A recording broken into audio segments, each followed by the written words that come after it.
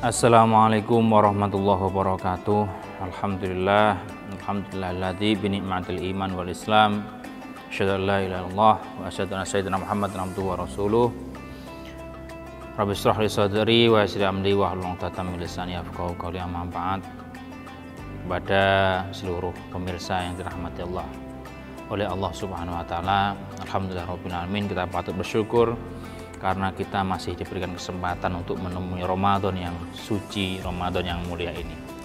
Semoga seluruh amal ibadah kita terima Allah Subhanahu wa taala, dan apapun yang kita niatkan, kita hajatkan, ya, barokahnya kita ngaji hari ini diberikan kemudahan, diberikan keberhasilan oleh Allah Subhanahu wa taala. Pemirsa yang dirahmati Allah Subhanahu wa taala, pada kesempatan kali ini saya akan membawakan tema tentang kewajiban orang tua terhadap anak. Masyaallah hadirun, ya, pemirsa yang dirahmati oleh Allah Subhanahu wa taala. Menurut kitab Adab Fiddin, ya, karangan Imam Al-Ghazali,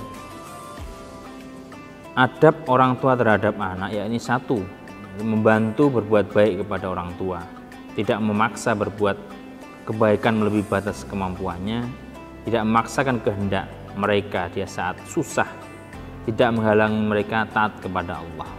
Nah, anak ini merupakan investasi, bahkan investasi jangka panjang yang sampai nanti bisa kita nikmati di akhirat kelak.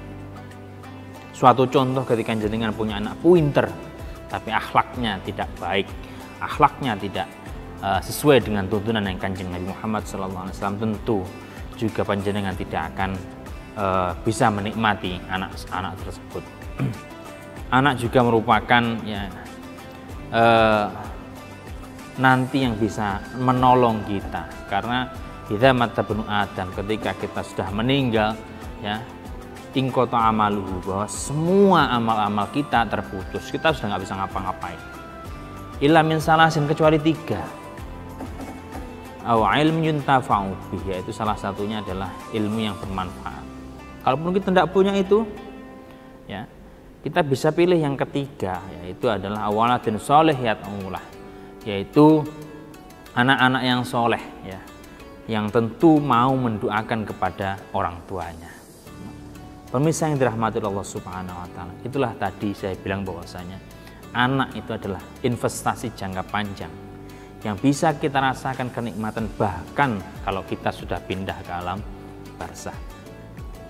Pemirsa yang dirahmati Allah Subhanahu wa taala, kewajiban kita sebagai umat muslim, kewajiban kita sebagai orang tua, salah satu yang terpenting adalah yaitu, ya, kewajibannya itu adalah bagaimana kita mendidik dengan baik, mengajarkan ketauhidan, mengajar ngaji kepada anak-anak kita.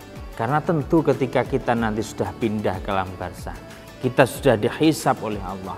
Yang ditanya bukan berapa hektar warisan yang kau wariskan kepada anakmu, berapa uang, berapa dolar, berapa rupiah yang kamu kasihkan kepada, bukan. Tetapi apakah anakmu sudah ngaji? Apakah anakmu sudah engkau ngajikan? Apakah anakmu sudah engkau ajari tentang ketauhidan dan keislaman? Itulah nanti yang akan dihisab oleh Allah Subhanahu wa taala. Terkadang orang tua pun juga begitu. Orang tua nyuruh anaknya ngaji, tapi orang tua sendiri tidak mau ngaji. Ini realitas yang memang harus sedikit banyak kita rubah supaya mindset ini bergeser menjadi. Karena apa? Menuntut ilmu itu minal mahdi ilal lahdi. Kadang orang tua nyuruh jamaah, ono le tak sile kopiah, nah kopiah tok sing berangkat, orang tuanya ndak. Nah, kadang pas waktu adzan, kemudian orang tuanya enak-enak lihat TV, anaknya disuruh ngaji. Ini juga tidak bagus untuk atmosfer keluarga kita. Karena seharusnya orang tua itu bisa menjadi uswah, ya, uswatun hasanah, yaitu menjadi contoh yang baik bagi anak-anak kita terutama. Karena itulah investasi jangka panjang yang bisa kita nikmati bahkan nanti sampai kita pindah ke alam barzakh. Masyaallah hadirun, pemirsa yang dirahmati oleh Allah Subhanahu wa taala. Suatu contoh lagi, ya, ada sebuah cerita yang mengatakan bahwasanya ketika nanti ya kita dihisab oleh Allah Subhanahu wa taala ketika kita mempunyai anak yang soleh, ya. Ada sebuah cerita dalam kitab Durratun Nasikhin bahwasanya ada seorang anak yang soleh, ahlul jannah, ya. Dia merupakan ahli surga. Kemudian orang tuanya itu adalah ahli neraka. Si anak tadi protes kepada Allah, ya Allah, di mana orang tua saya? Di mana bapak ibu saya, ya Allah? Terus Allah kemudian menjawab, oh, bapak ibumu itu adalah ahlun nar. Bapakmu ngono nang neraka kono pakmu iku. Ono pakmu iku ya ngono iku mau. Kemudian si anak tadi tidak terima, ya Allah, kalau memang bapak saya, ibu saya itu ke neraka, ya berarti saya sendiri juga harus ke neraka. Oh, enggak, keputusan saya kamu itu adalah di surga. Loh, Gusti, kalau saya, ya, jadi orang alim seperti ini, jadi anak yang soleh seperti ini adalah barokahnya orang tua, bukan atas saya pribadi. Tetapi barokahnya orang tua saya lah yang mungkin hari itu orang tua tidak bisa ngaji, tapi saya dingajikan. Sehingga saya menjadi anak yang soleh, punya santri, dan lain sebagainya, sampai punya santri ribuan. Santrinya punya santri lagi.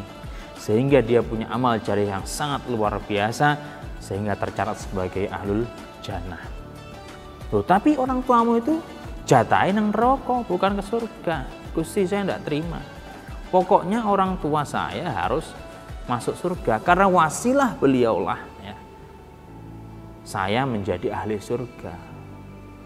Kalau memang tidak bisa, Gusti, maka saya akan turun ke neraka dan tak goleki bapak ibuku. Sampai seperti itu. Itu anak yang soleh, belani orang tuanya bahkan nanti fil yaumil hisab. Nah, sedangkan ini kalau ahli surga turun ke neraka, otomatis geni neraka mati. Ya, apinya neraka akan padam. Nah, ini akan belain kan itu.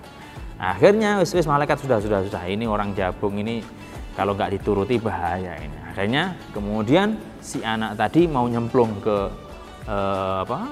neraka, tapi tidak jadi. Sudah, saya angkat orang tua kamu. Ini merupakan sesuatu yang luar biasa sekali. Ketika kita menjadi uswah yang baik untuk anak-anak kita, tentu anak kita bisa mensafaati kita, bahkan meskipun kita sama sekali tidak ngalim atau tidak ahli ibadah, tapi kita tetap bisa dapat pahalanya ibadah. Mungkin yang dulu kita tidak pernah tahajud, krono anakmu ngalim, krono anakmu pinter ngaji, ahli ibadah, panjenengan sedaya yang sudah pulang ke rahmatullah ini mendapatkan ganjarannya tahajud, ganjarannya salat duha, ganjarannya puasa, pahalanya ngaji. Nah, itu barokah anak yang soleh. Maka dari itu sekali lagi, ayo selaku orang tua jadilah uswah hasanah, jadilah contoh yang terbaik bagi anak. Jangan hanya bisa ngomong saja tapi tidak bisa mencontohi. Lisanul hal afsahu min lisanil maqal. Bahwasanya contoh dengan hal, dengan perbuatan itu lebih afsah, lebih mandi. Bahasa Jawa ini lebih mandi apa? Lebih mandi lah. Saya tidak tahu, lupa bahasa Indonesia. Lebih mandi daripada contoh hanya dengan lisan. Jadi mencontohi dengan perbuatan itu lebih kuat, ya, efeknya daripada hanya nyontohi dengan lisan. Saya pikir cukup sekian apa yang bisa saya sampaikan. Semoga ada manfaat, ya, dan hidayah dari Allah Subhanahu wa taala. Ihdinas siratal mustaqim. Wallahu a'lam bishawab. Assalamualaikum warahmatullahi wabarakatuh.